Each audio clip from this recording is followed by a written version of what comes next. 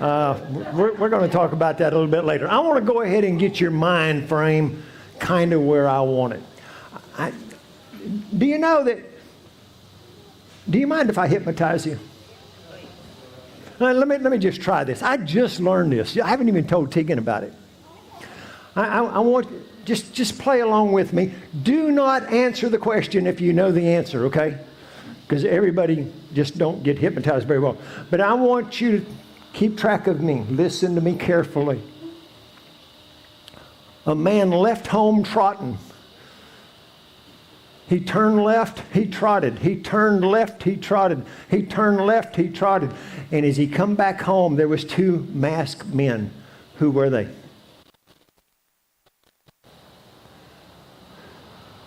Come on, people. You see, the power of suggestion of what you say first will set the tone of what you hear second. When I said home, you automatically thought home.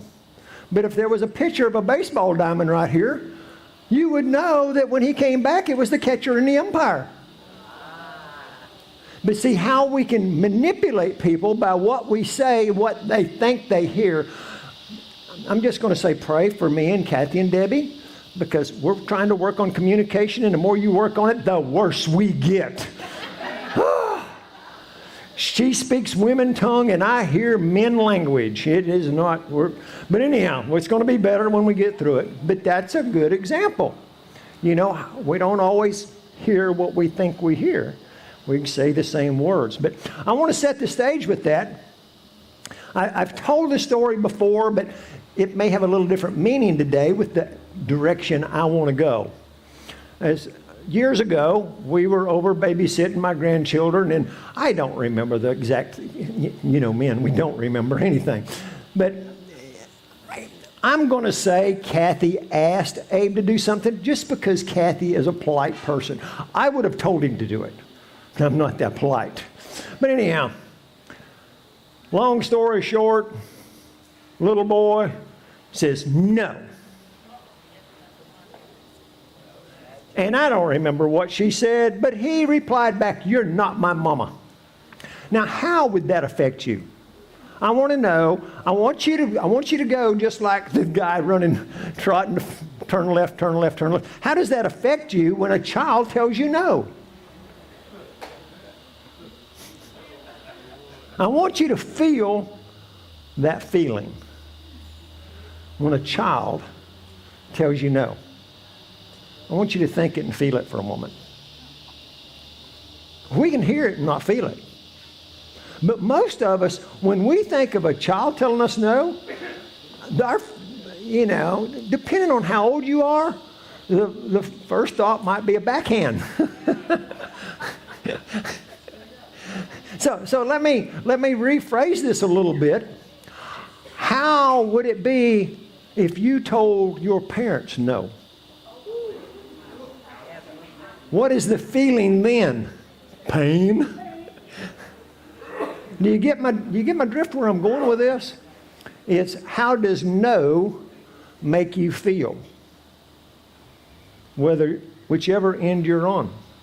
If you're on the parent end, how does being told make you feel? Because they whopped you, you're better at being no, maybe.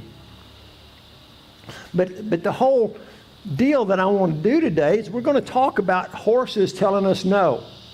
And I love working with Tegan, because Tegan brings up the great point. She puts the women fluff on it. What they're saying is they don't understand. It's not that they're just that defiant. Now wait a minute, are we talking about, is this a mare or gelding? It's a gelding up here kicking. Oh, I bet he's divorced. You just have a mean thing about you, so many times. But anyhow, Tegan's going to talk quite a bit about the thoroughbred side of it, because that's one of the places that she was really good at. But here's what I want to bring you back to over and over and over today. How many times are you willing to tell God no?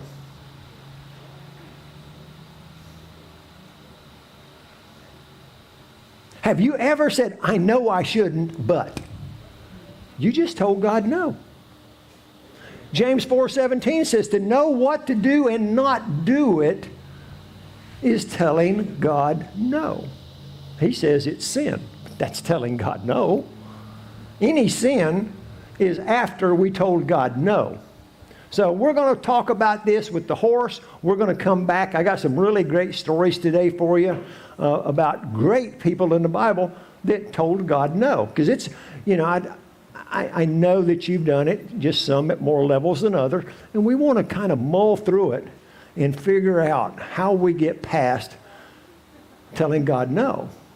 Because you're here. That means you would really like to tell God yes. So we're going to talk about how do we change our no's into yeses. Tegan, what do you think? Well, where I can watch too.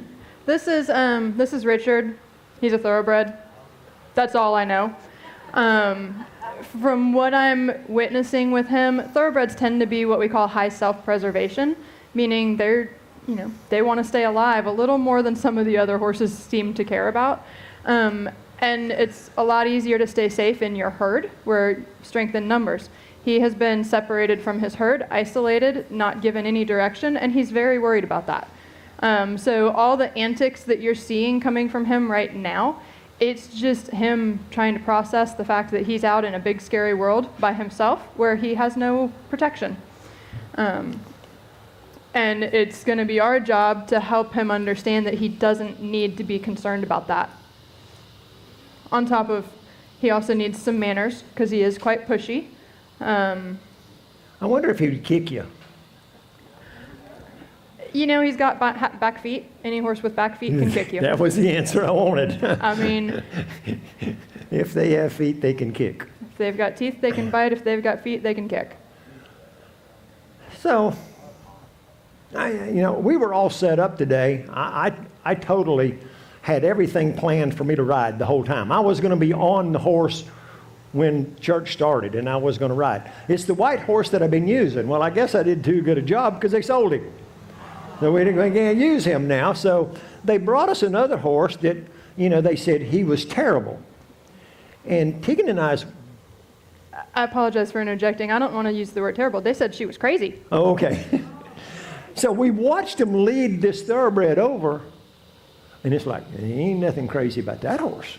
I mean, it had its head level like a quarter horse, just thin. And here's what happens when we see these thin horses around here. They buy them that way, and then they try to put some weight on them. Now, some of you are going to say, well, I've seen skinny horses out there. Look around. There's some skinny old people here, too. Because skinny comes with old. What's your excuse? So anyhow, we got to be careful how we judge things. But anyhow, they led this horse, brand new, come over, and we told the girl leading it up, says, that horse is not crazy. Well, it is when you ride it. And I mean, Tegan and I both immediately went, I bet he hurts. I run my hand down his back, and he dropped that far.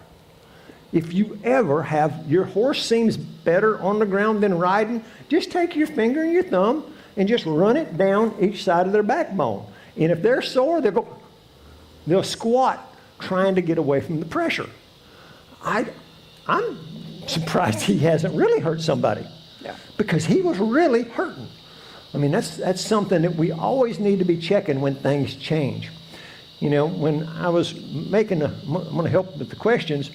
Why do horses tell us no? I think it'd be lack of training, which she would say lack of understanding. Still lack of training. Pain or disrespect.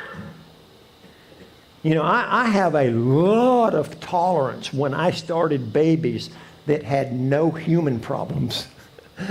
I'm good with them. I can do it over and over. I can green light, yellow light. I can take it easy with them.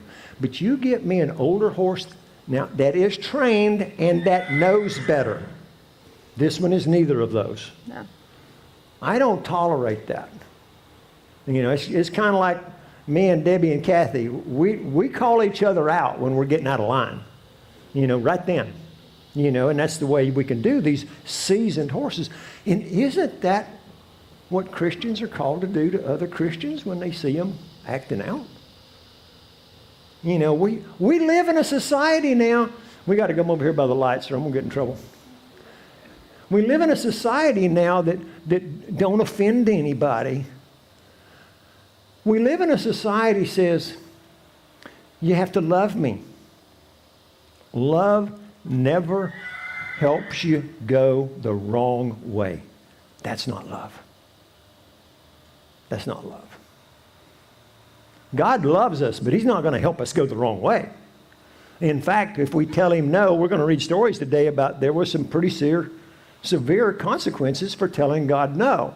Now, as I say most Sundays, the biggest difference between illustration between horses and people and us and God is the speed of correctness. You might call it discipline, you might call it release of pressure, whatever you want to call it. But see, God does not punish us immediately. Like, if you want to teach a child, let them touch a hot stove. They learn by natural consequences. But if the stove don't burn them, what's going to happen? You keep touching them. You keep touching it. Well, with that being said, God's not going to bam you every time you do it wrong. He's not going to backhand you every time you tell him no. Because then we would obey out of fear. It's kind of like one of the stories that I've got today is about, some handlers make a horse do something. What does that mean? Well, you just overpower them. Pretty plain and simple. You don't try to engage their mind and let them think. So, through the thoroughbred world, we're starting to calm down a little bit. Tell us how thoroughbreds and quarter horses are different. Men and women. There you go. They're just that different. Yeah, where do I start? I would say thoroughbreds are less forgiving with what I call silly human mistakes. They expect you to have a higher level of horsemanship and a higher level of awareness of their little cues that something is working or not working, which is why a lot of people have a hard time with thoroughbreds, because they'll miss the little cues and then the cue gets really big and then the horse is called stupid or crazy. When in fact it was really the human that wasn't listening. Quarter horses kind of have more of a go with the flow attitude, and they're just like, oh, well, you did that wrong, but whatever, it's easier to do what I'm doing, which tends to be what the human wanted anyways. and that's a stereotype. That doesn't fall true for every single one of them across the board. One of the things that I've discovered is most people who own animals don't want to be trainers. They just want them to behave. And I've had people tell me, and this was years ago, about their dog. I said, make him behave, make him behave, make him behave. You can control this situation. Well, I don't want to train every minute of the day. Well, if you do it in the beginning and get it right, you don't have to. But if you never get it right, you either get disobedience or you train all the time. And wouldn't you say inconsistency in your training is the biggest problem? Absolutely. I can use my mom's pony. She's not here, so I can use it. He is a solid citizen little quarter horse that just deals with whatever kind of goes along the lines. But there's stuff that she will allow him to get away with today, and then tomorrow she gets mad at him for, and then she wonders why he won't listen to her. Where I set my expectations and my boundaries with him right off the bat, and I can be out there, she'll tell him to do it, and he doesn't listen, and I'm like 20 feet away from him, and I holler at him, and he's like, oh, sorry. And it's because every time I reinforce my expectation, it's hit and miss with her. I got a perfect example of this. Every student in school knows which classrooms, which teachers you can chew gum in, and which ones you can't because of consistency. But I like to say animals, children, and men have trouble understanding sometimes and maybe. We're just like, yeah, always or never. Don't give me this, well, maybe. I don't know what maybe is. Maybe makes me want to push the line. And I think that's what happens with animals. They push the line because they don't know what it is. So it's that having that boundary. Now, with that being said, how many of you feel like you've got really good, healthy boundaries?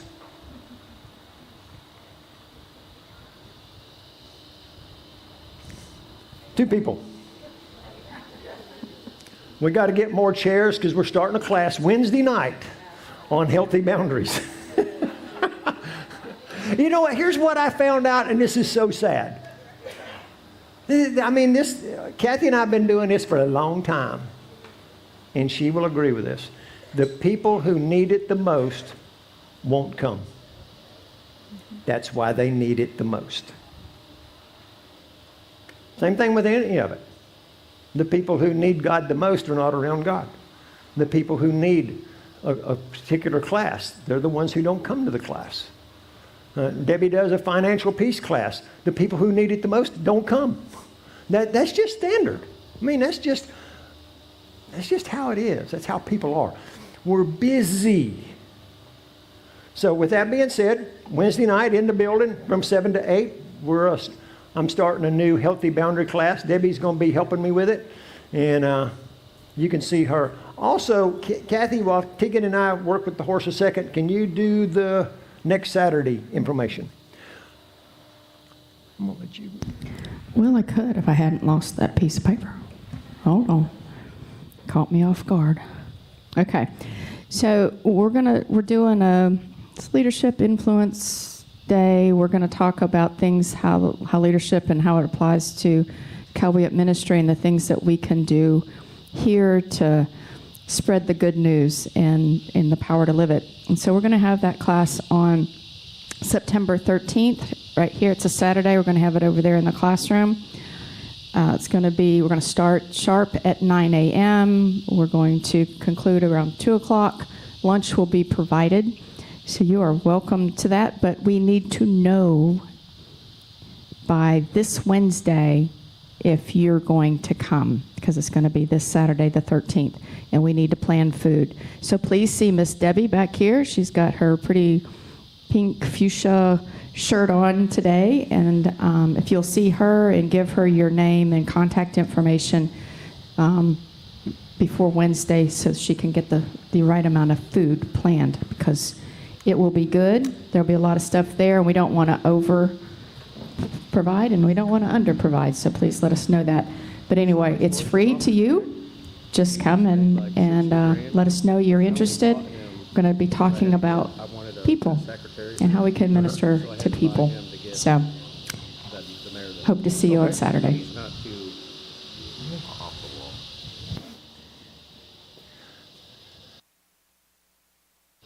All right, Tegan, I just got a little bit of information. Okay, let's hear it. Let's hear it. You want the long story or short story? Oh, let's do the long. The facts, the details. Hey. She's green. She wants the details. I kind of get upset because I like a good steak. And I get so aggravated because if you don't know about beef, depending on what you're eating, ribeyes, T-bones, whatever. I'll use T-bones as a good example because they were on sale at Winn-Dixie last week. When they start off on this end of the cow, it's just a bone with a New York strip on the side of it. There ain't nothing on the other side. But if you move up the cow, on the other end, they call it a porterhouse. And that means on one side of the bone is a New York strip, and on the other side of the bone is a fillet. You know, not my favorite cut of meat, but my son-in-law loves them. But when they package them, they'll put a real good one with a real bad one. That's how they market it. That's why I paid my butcher $20 on the side. I said, can you cut me some? Because I don't want the sorry ones. Well, same thing happens in so many areas, especially in the horse training and horse trading world. They go through a lot of horses out here because they're old and they die. and they get crippled, and you can't use them, and you have to keep replacing them. Well, Larry and Stephanie have gone into the breeding deal, and can I tell them? That they wanted a mare out of the Secretariat bloodline. Well, the only way they could buy that mare was to take this one in on the deal, because it's the good steak, the bad steak. But what he told me, he says, this horse been on the track and won $60,000. He's not crazy, but a lot of track horses they're just like riding this fence. They have no bend, no flex, no nothing. They're stiff as a board because all they do is you pull on them and they run to the left. Every time to the left. So that helps understand, not going to have a lot of these other things. And I never know or understand about the dadgum buddy sour, barn sour stuff. That is just, I honestly, that's a problem as cowboys we never had. You just never, well, you might have it one day. But before that day is over, before the next 30 minutes. Now, I will tell you, because of a buddy soured young colt I was riding, he flipped over backwards from me and broke some ribs because he wanted to go with them other people. And we couldn't. We were guarding a hole in the fence. Our job is to stay here. But buddy soured horses, barn sour horses, they're a different problem, and we don't know how much of that we're dealing with. You know, the daggum racehorse world, they don't want to break their spirit. They want them to run. Years ago when I was training horses, I had somebody come up and they brought me this horse as high as a kite. You'd swear he was on drugs. And when they came back, he was just as kind and mellow as he could. Oh, you ruined my horse. You broke his spirit. Let me tell you the difference. You can take a trained Navy SEAL. You can take pliers and pull his fingernails out and he'll never flinch. Have you broke his spirit? No, you've taught him to control his emotions and his actions. To me, there's a difference. Now, in the race world, you do what, I've never done that. You do it however you want. But I'm just saying, some of this stuff, is it okay if I talk about women? Women want a horse that's beautiful, exciting. You turn him loose in the pasture and he jumps over things and his mane flows, but they don't like to ride that. And so many times that's what it is. This is what we see, but it ain't what we want to ride. They dream of riding that. Oh, okay. Don't take away our dreams. While we're on the point. Be careful. You still got to go home with me. I got to tell you, there was a couple back in the back. I walked up and said, Kathy mad at you? And I'm like, how'd you know? Honestly, hasn't been a good week. He says, your face. I said, oh no, that ain't Kathy. That's fine. That's I am living proof that she cannot whip me. Tegan, okay. I like it already. So some of you guys saw me wave the flag at him real quick. What he's kind of shown me already, and it goes hand in hand with earning that much on the track, is he's going to be a bit of a warrior. You're not going to make this horse do anything. You are going to have to convince him that your suggestion is worthy of his following. What does God do? He is worthy of our following through what he does and how he cares about us. But so in that, I'm going to use the flag for a little bit of surprise. I'm not trying to scare him. If I were trying to scare him, I'd sit there and wave it in his face all day long. I'm just using a little bit of a shock value. When his thought is something I don't want, I'm going to shock him out of that thought. So his thought keeps being, I want to be close to you. He is too big, and he's too pushy to allow him to continue with that thought. If he were sensitive and moved off everything I asked him to do, I'd let him be in my pocket. But he's not. So I'm going to stop the thought before he gets close enough to hurt me. And just doing that alone has gotten him a little bit better at standing still. I mean, I was telling Kathy, I found some trainer on YouTube that I started following. He videos every 2 days a week. I don't remember what they are now, Mondays and Thursdays or something. And I was kind of liking what he was doing. And I'm always trying to learn more. And it's like, every one I watched, he says, well, he's not focused on me, but we'll get to that later. I'm like, not me. What she's doing is keeping him focused on her. Because how much do you learn for someone you're not focused on? How much do you learn from someone you don't respect? And those little tiny cues for a horse like this is big. They tell you how much pressure it takes. You know, that's why these couch potato horses make a trainer look bad, because it takes a lot of energy to make them pay attention to you. So this is ideal for this type of horse. Well, and he's one I think that could make a trainer look bad too, because just the little bit that I've played with him, he doesn't give to pressure very well, which means for me to use a stick on him, I'm probably going to have to whack him pretty hard, which is why I chose the flag. Isn't that the racehorse thing? It depends on the horse. I mean, they want them so stiff. There ain't no move right, move to me, move away from me, the ones that I noticed. And I say the sensitivity of them, like there's some out there, my personal horse, he's so sensitive that I can push my finger like that on his nose and he's like, oh, back up, yes ma'am. He came to me like that. He's a very sensitive personality. His personality is going to be a bit more like, try to make me, see if you can. And so you're not going to be able to use physical force on this horse to get things done. You're going to have to get in his brain a lot more. If you can see, we're actually working on getting TVs so the ones in the back can see his feet. He's got a leg cocked. He's washing out his mouth. His head's low and his ears are up. Those are all really good signs. Yeah. Really good signs, you know, but it took a little bit of direction to get him off of what he was on. And he's still focused over there, and I'm not, Skipper and I differ a little bit here. I don't mind so much that he's focused over there, so long as I feel that I can get him back. And he has not gotten so far over there that I don't think I could get him back with the flag. If he were to angle any more that direction, he's going to get a flag whipped out this direction. How's the easiest way for people to handle a horse like this that might kick? I mean, we've seen him kick the fence, kick the cones over. He kicked all kind of stuff before we started. How is the best way for people to stay safe? Well, I mean, if their head is pointed to you, their butt's not. And what she's saying is a short lead rope.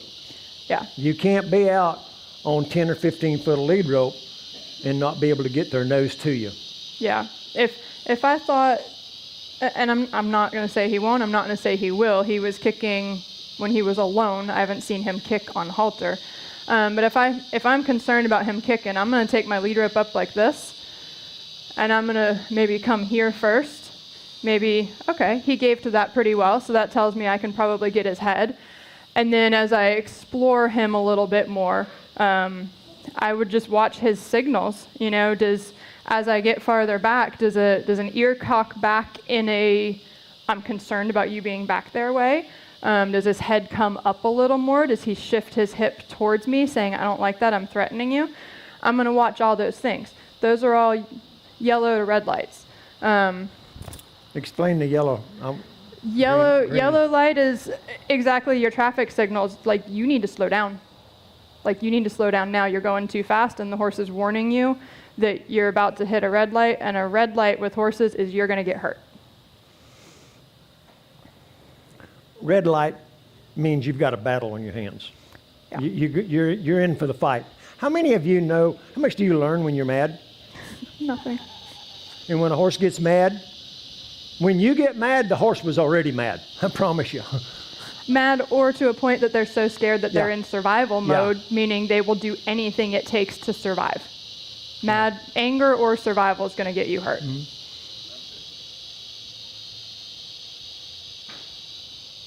Would you like to play?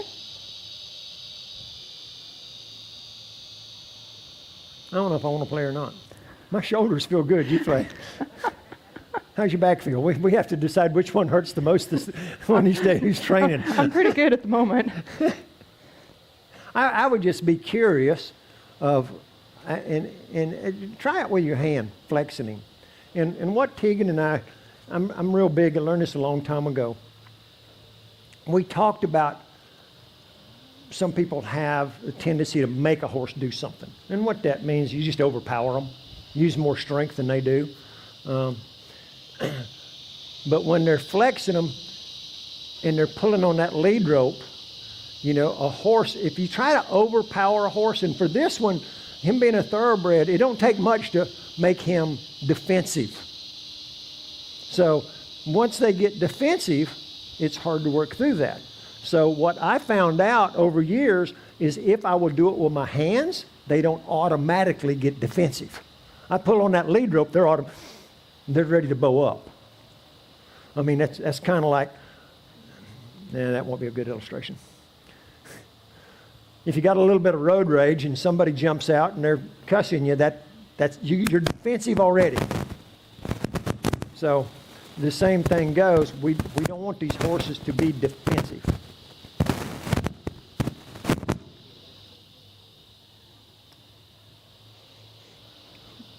What did you do? I'm just trying to. I think it's you.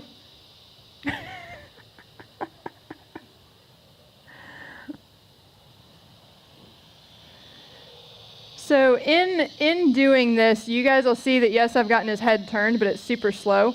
So he already goes in defensive mode with any pressure that I put on his nose. So I'm kind of putting a little bit right here and saying, can you follow? And he's saying, no, I need to look at my friends, and that noise is scaring me. Now he's got his head turned because he's trying to find the noise. Here he's pulling on me. He's pulling a lot harder now. And I'm not increasing pressure.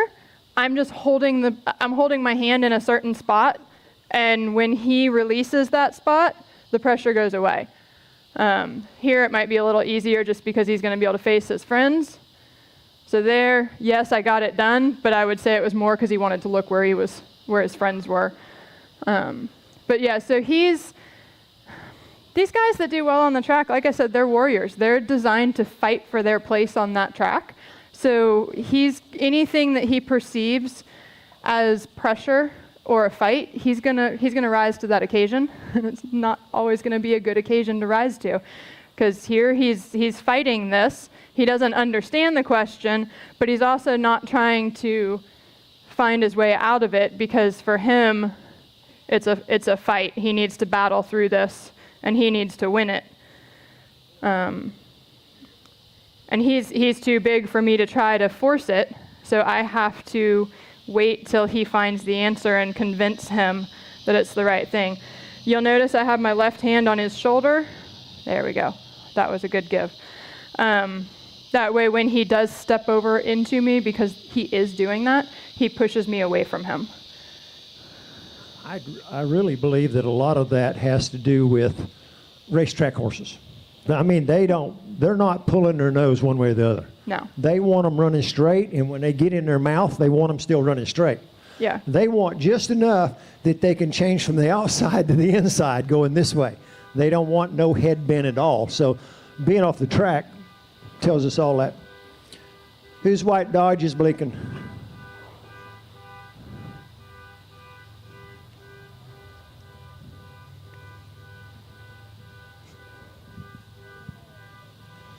And so he's not shown me yet that there's anything bad in him. He's going to survive. And you have to convince him that he doesn't need to survive when we're working with him. And just like, so many of us go into survival mode in the world and we forget to talk to God. If we just give it to God, he'll keep us where we need to be. Yeah, I would think that this would be a horse that if you put an inexperienced rider on them and they're trying to pull them around, chances are he'd go up, because he don't know to pull around. He knows to go. Yeah. And they don't have good brakes either. Just saying. Generally not.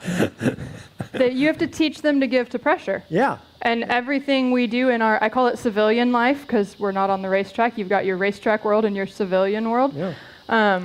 They don't understand civilian life. They only know the racetrack, And so, like, I mean, I can put my hand on him right here, and he pushed into me before he chose to go away.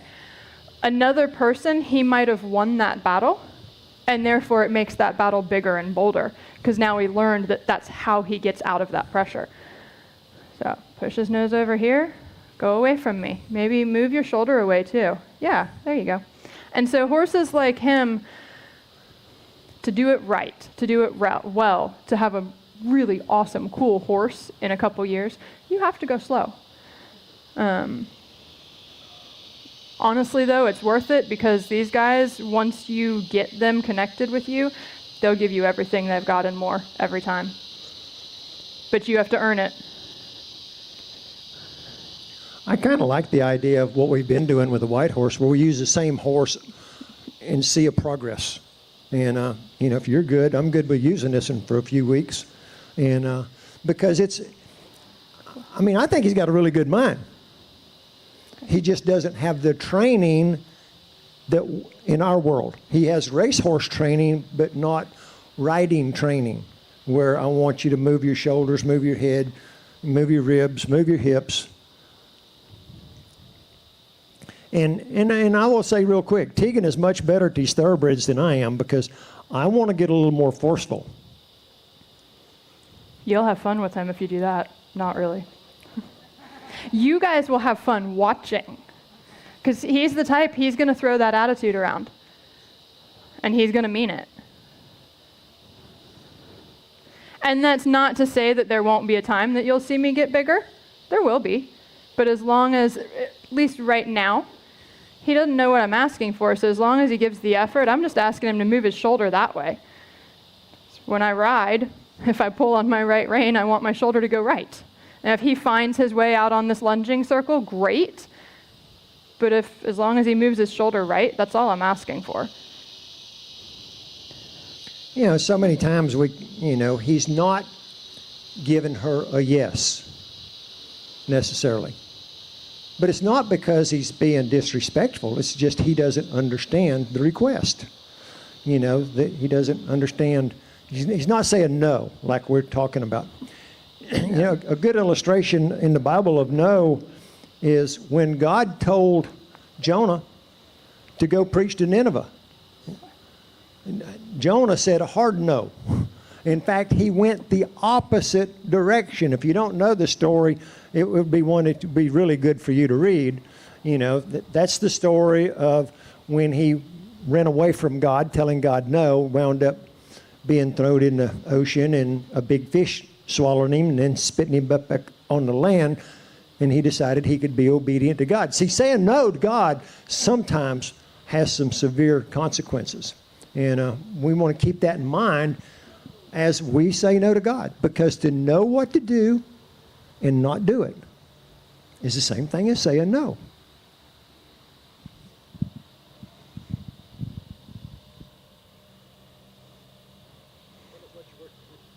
So I'm doing the same thing, just the other direction. I'm asking him to move his shoulder to the left.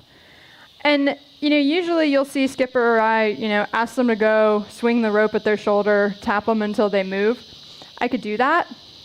I'm going to create resistance, and I'm going to create some anger, and then it's going to get to some fear or resentment. I don't want to create that. I want to create a horse that's willing and soft. And that's just the personality of these guys that have battled for their place on the track. That's how they win that battle. So knowing he was a pretty good track horse, and the fact that he is as pushy as he is, tells me that that's a battle I don't really want to get into. Yeah, I'd get him lunging on a circle today. Absolutely. It wouldn't be pretty, and it wouldn't be the type of lunging I want. One of the problems that a lot of people make is they think they can solve all problems by lunging them. And it's like the only time I ever lunged a horse is if I thought he could buck me off. You try to get some energy out of them. You're not going to get the energy out of a thoroughbred or an Arabian. Ain't going to happen. You're just wasting your time if you think you're going to make them tired. If you think tired is going to make them better, it never does. So it's got to be more about controlling their mind rather than their energy. Now, with that being said, a horse with less energy is, you can teach them a lot of things that they wouldn't accept. I'll use this as an illustration. I'm not saying it's right. I'm saying it's the world that I grew up in. I've had 2-year-old babies there was actually one. There was one of Linda Jones's. The third day I ever got on his back, we worked the river swamp pasture. And that morning, I mean, it was hands-on, just keep from hitting your knees on a tree. And the best way to do that is point his nose at the tree when you go by. If he don't hit it with his nose, he'll move his body away and protect you. But by that afternoon, his tongue was hanging out. I could pop a whip off of him. And it's a tired, how many of you know tired children are more obedient? They don't get in near as much trouble. We're the same way. You know, a tired horse doesn't get in near as much trouble, but it's really pretty difficult to make an Arabian or a thoroughbred tired. No, generally you physically break them before you make them tired. And trying to burn their energy generally increases their anxiety, which thus makes them that much harder to work with, because now they're just scared. And so over here, I did put a little bit of pressure, and by a little bit, I clucked twice and kind of did this with my rope. And it was subtle, but his head came up, and his ear kind of went, oh my goodness. And so I don't mind that he goes into a place like that, as long as I don't take it too high. But the thing is, I don't want to send him there when I ask a question, because then the next time I ask a question, he may immediately go there.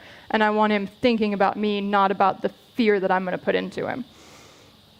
That will transfer into riding. You know, you ask him to go, and you've made him go on the ground by kicking and whipping on him. Well, now when you ask him to go under saddle, they're envisioning that, and you've got a dangerous horse. I'm smiling because so many times over the last 18 years, people have brought their horse in and say, oh, he was on his best behavior today. It didn't have anything to do with the energy that Tegan and I brought to him. You know, but I promise you, with different energy, you wouldn't see what you would get if you used too much energy. It'd be a totally different horse if you went at this horse in a different way. But in trying to get him to stay calm and listening. And you can see here that my personal energy, very, very low right now. But the energy of this rope is raising quite significantly, and he's pretty bothered by that. He needs to learn to be okay with it, but I can handle it one of two ways. I can do it like this and show him that it's not going to hurt him, or I can come at him and go put him into such fear that he doesn't actually learn it, and then he's just crazy. We'll come back over here where you guys can see a bit better. And so I'm being very, very cognizant of how I'm swinging my arm. I'm not just doing anything like that. I'm kind of giving him a heads up. It's coming, so I don't surprise him. Now, you know, in a year of doing this, I'm gonna surprise him, expect him to go, holy cow, what was that? And then not care. I don't expect them to not react to a surprise, but I do expect them to react appropriately. But I have to teach them what appropriate is and give them the tools to be able to accomplish that. So we're just going to play with this till he can be a little bit softer with it. He's already softening.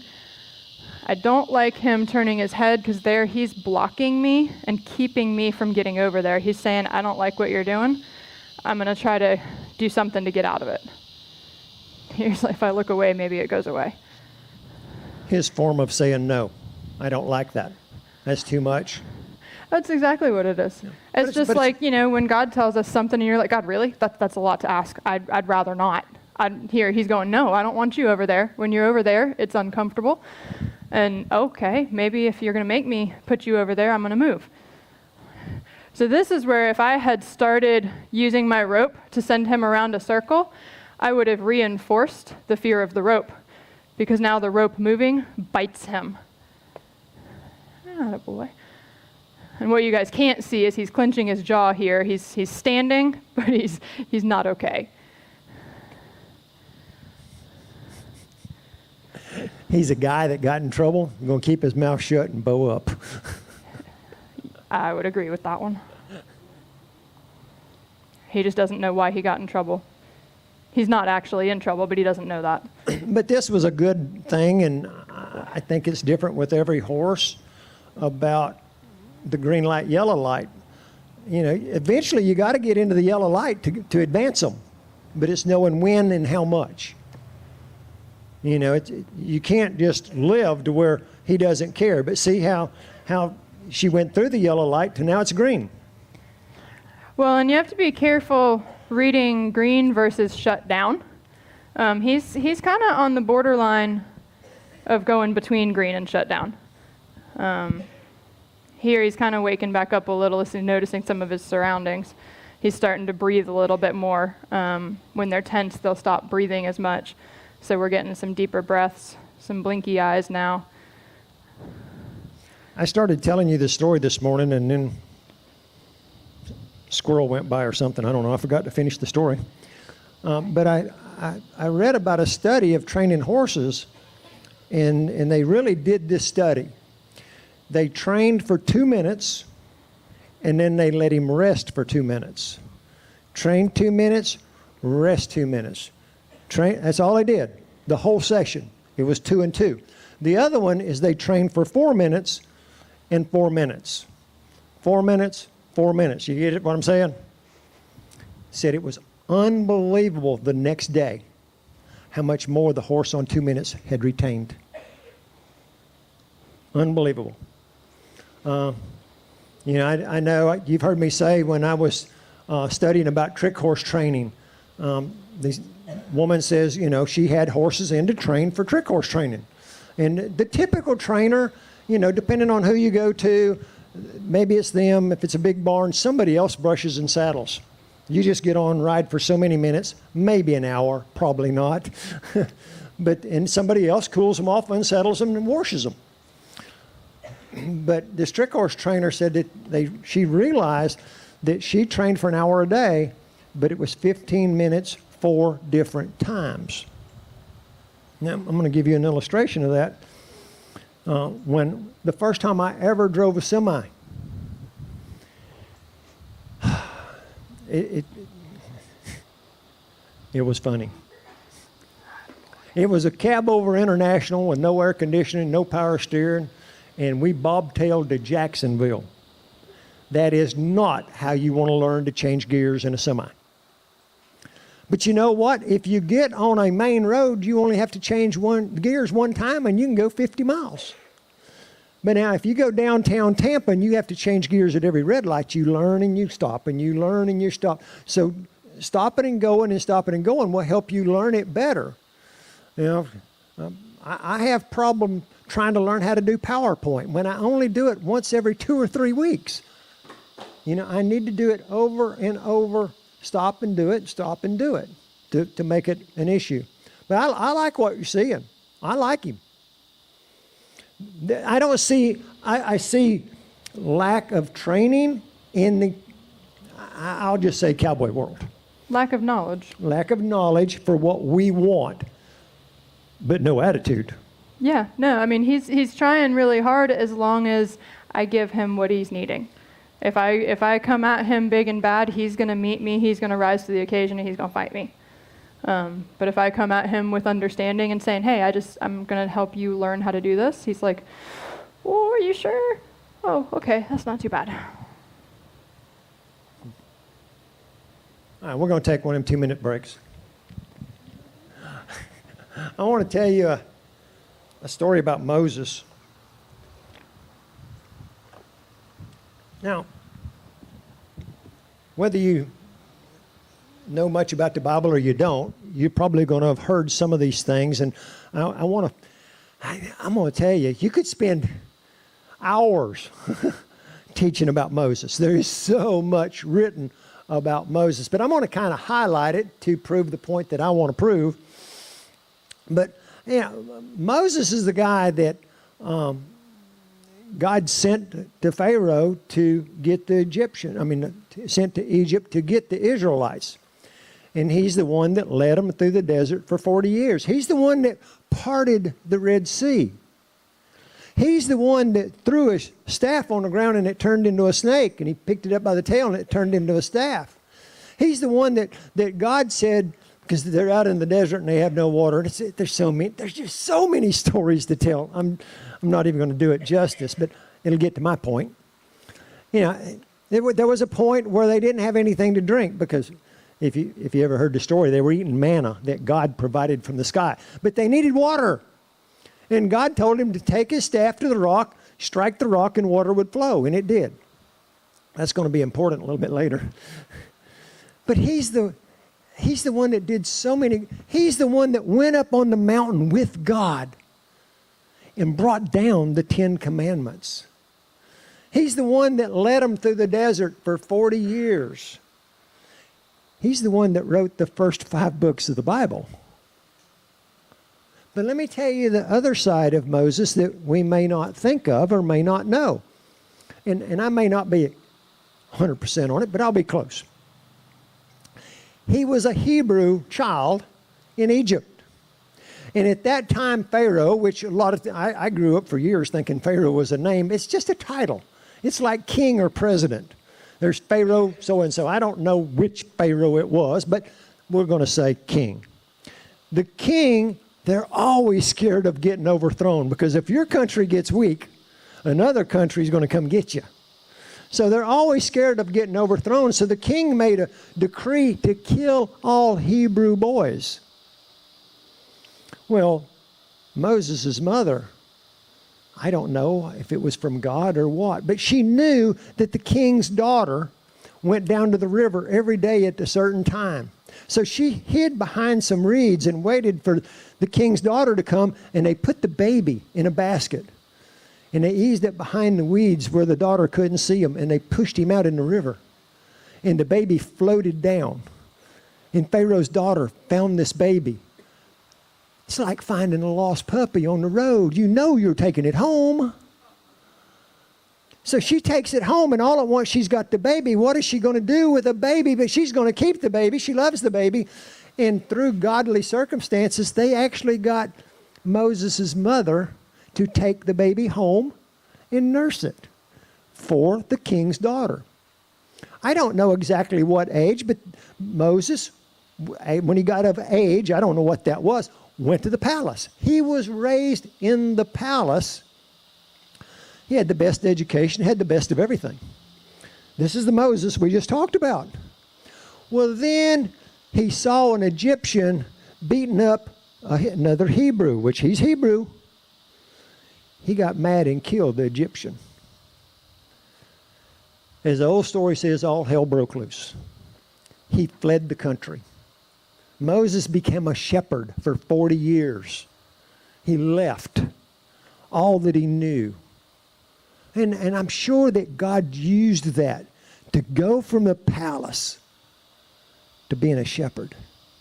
I'm sure humble came at the top of the list. But then God called him, because God had a purpose for him.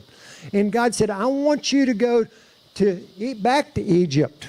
Well, how many of you know you don't want to go back to the country that you ran from? And I want to read a few things that Moses said in the conversation that he had with God. Now, to kind of give you the heads up, he understands it's God when God made a burning bush that did not burn up.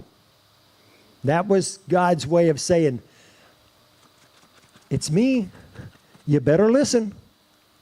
So let me, this kind of how the conversation went. Now, I'm going to use the word Moses told God no. It's not exactly what he said, but it's what he meant. Moses said, who am I that I should go to Pharaoh? What is that saying? Who am I? Means I'm not good enough.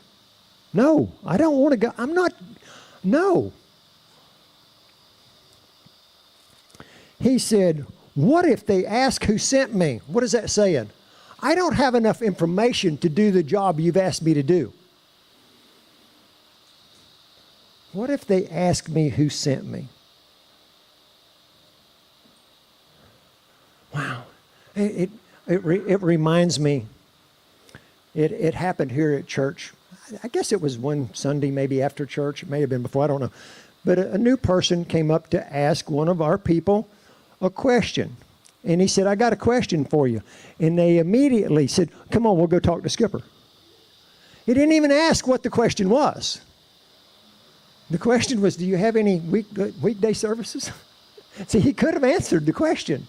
But we automatically get it in our mind. We say no because we don't think we have the correct answer. He said, what if they ask who sent me? Once again, he's saying, I don't have the answers. I don't want to go. When you say I don't want to, same thing as saying no. In your heart, you're saying, no, I don't want to. He said, what if they ask me who sent me? And God's reply was, I am who I am. And he comes back, what if they don't believe me? See, he's saying no. He's making excuses of why he should not be the one. And God told him, I'll give you signs and wonders. You throw your staff down, turn into a snake. I'm going to use the 10 plagues. This is all from Moses, if you understand the plagues. There's so much to learn about hardening hearts and softening hearts. It's just, man, you just need to read the whole thing about Moses. But he said, but I'm slow of speech and tongue. How many of us said that? I'm not a good speaker. How many of you have said, I can't talk on a microphone. I'm not a good speaker. I can't is the same thing as telling God no. And then finally says, please send someone else. By then God's angry. How many times can a child tell you no before you're angry? And he finally said, I'll get your brother Aaron to help you. You're going to do it. They went through the 40 years in the desert, and they're almost to the promised land. And everything that Moses did, he did for the glory of God. When you part the Red Sea, you want God to get the glory for parting the Red Sea. God spoke to Moses in a way that Moses was being the mediator for God. God said, strike the rock and we'll get water. He struck the rock and got water. But you see, sometimes we hear what we want to hear from God. Sometimes we're in our own little world and we hear what we want to hear. This week, Kathy made a statement. I heard the first 3 words and I took off running. I didn't hear the rest of the sentence. And that can get you in trouble because we go the wrong direction. But there was a point towards the end of the 40 years that God told Moses, go speak to the rock and get water. Moses was mad. And he took the staff and he hit it twice. And he got water. Now, what's the big deal about that? That's the way he did it last time. Last time, God said, strike the rock with a staff and get water. And that's what he did. But this time, God said, speak to the rock. And I'm sure it was speak to it because I told you to speak to it. God is into details. And because he disobeyed God right there, he didn't get to go in the promised land. You see, there's consequences when we tell God no. When we do it different than the way God told us to do it. We've been doing Cowboy-up Ministry for 18 years, and I don't know, about 4 years before that, something like that, I quit my job, and I was going to horse train for God. Isn't that what we do now? But I had it backwards. I was going to horse train for God. And it took me almost 4 years to turn that around and put God before the horses. You see, God's into details. God's into, asking us to do things. And just like no parent wants to be told no, how often are we okay with telling God no? God's looking for yeses, not nos. But it's so easy in this world to say, I'm not good enough, I can't. I is a lack of trust in God. And we all do it. I've done it. I told God no for so many years. It was unbelievable. The first no we tell God is, I'm not going to surrender my life to you. I'm not going to give you my heart. I'm not going to live for you. Now, most people say, I'm not going to ask you into my heart. That's nowhere in the Bible. It's not about God's already came down. It's us giving our life to God, and then He gives His Spirit to us. That's the first thing we got to answer, yes or no. And it's funny how so many times when people say, I'll give you my life, well, at least a part of it. And God will take that, just like a horse trainer would take something, because God's patient. He's got eternity to deal with. But He's always looking for us to say yes. He's looking for us to be His hands and feet and voice. Man, can you imagine what it's like when you tell your parents no? Do you remember that feeling? What's it like when you tell God no? See, there's no immediate consequence, so you just shrug it off without knowing the consequences of the long range of being disobedient to the God of the universe, the King of Kings and Lord of Lords. We told Him no.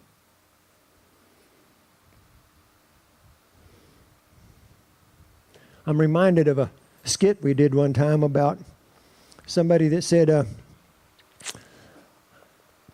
they were praying. Lord, I just love you so much. God, I'm praying. I'm giving you my heart, mind, and soul. Just please use me for your kingdom. And the phone rings. Hi, Mary. How you doing? Yeah, we're doing good. She said, we're looking for somebody to help with communion. Could you help with that? I'm really busy. It's a really good thing, but I'm really, that's not my thing. Okay. Lord, you know how much I want to serve you, and you know how much I want to be your hands and feet. Lord, speak to me. And the phone rings. Ring.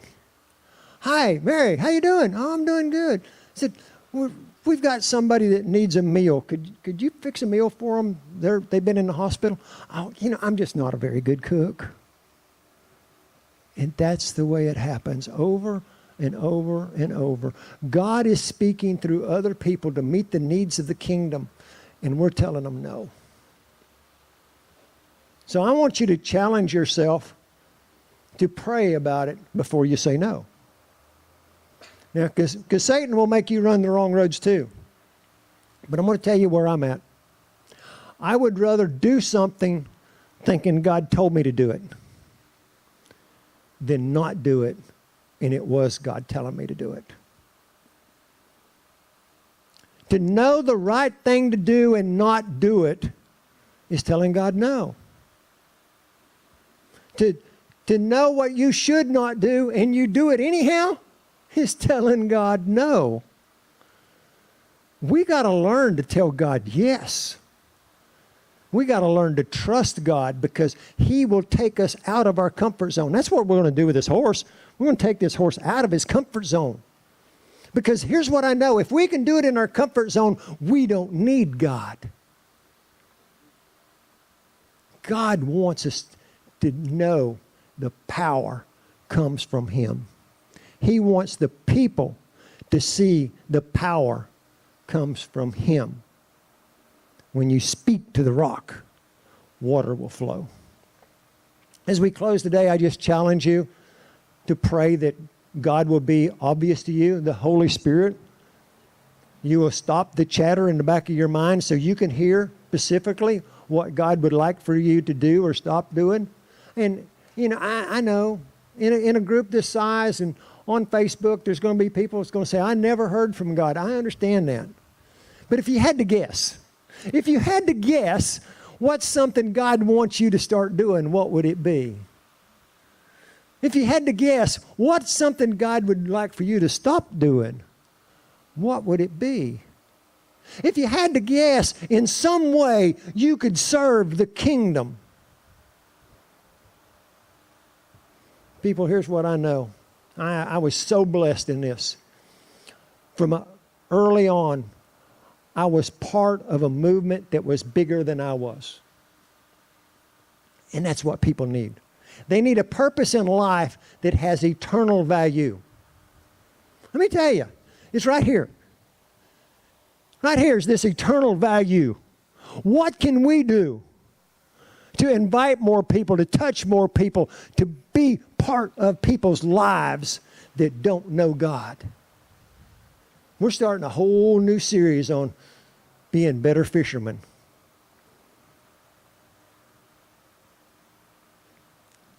Can you tell God, yes, you want to be a better fisherman for the kingdom of God?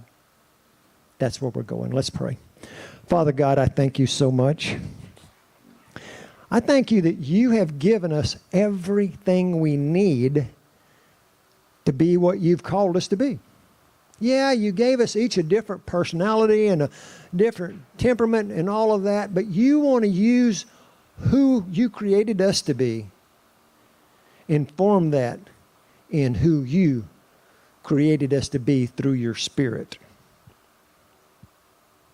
Because, Lord, it's only when your Spirit works through us, when we're obedient, when we speak to the rock instead of striking it, when we quit trying to do things on our own, but we look and honor you because we have communication with you. Lord, how do you want it done?